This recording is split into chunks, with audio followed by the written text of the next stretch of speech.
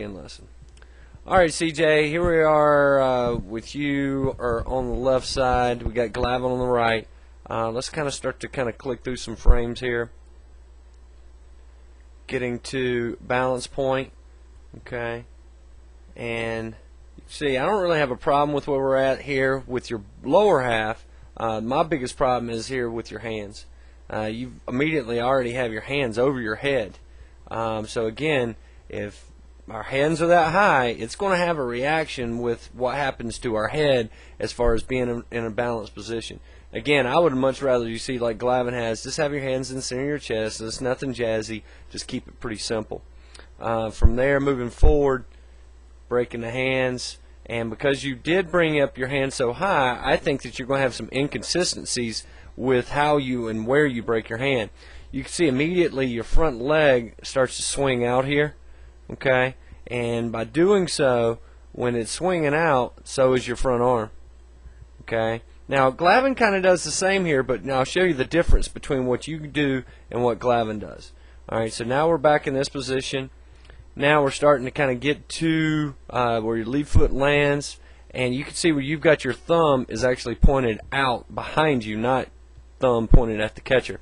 We talked a lot this past week about having your thumb at the catcher, where you actually have your thumb already turned, and that front side is going to fly on you. Now let's go from this frame 4. Okay, let me grab you and move you over so we can see kind of that front side and how you work through the baseball. But when we do that, you're going to start to click forward, and you can see now right there. Now you can see one that you have your front heel striking the ground right there. That's a big problem. We want our whole foot to hit the ground, or our ball of our foot to hit the ground. But my bigger concern that I have with you is look at where our elbows are at. We got front elbow up, then down, then we go across our shoulders, and look at what that is. That's called a reverse W. That's really, really hard on our shoulders. Real big issue there. So we want to make sure that we have, and you can see Glavin over here. We got from elbow to elbow. He is working uphill with his elbows a little bit, and Glavin did that. However, from elbow to elbow, it's practically in an absolute straight line. Now, here's one thing that I really want to point out to you, and I want to for you to really look at and focus on. And I didn't really see this until we see the video. Look at how long your stride foot is. And this is in comparison to Glavin. You could see that, I mean, you are tremendously longer in your stride foot than he is. I think you're overstriding, and by doing so, you can see when we start to get into these frames that we're going to progress to. Let's progress, and I'll show you what I'm talking about. Alright, now front side's already flown out. Now the elbow's dragging. Now see how you're almost sitting down behind your front knee.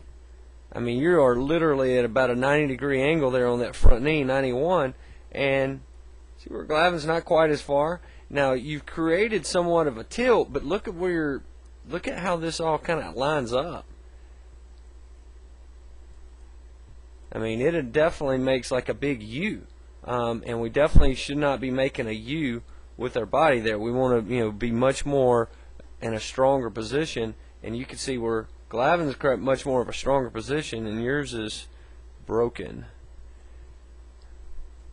And obviously is why you're throwing under the baseball, have a tough time keeping the ball down, so you never can actually get on top of the baseball and work down and through it. So anyway, just a few things. Obviously controlling your front side, not getting your elbows behind you, shortening your stride, which is, I think, going to help you speed up your arm and get down through the baseball quite a bit. You have any questions, buddy, let me know.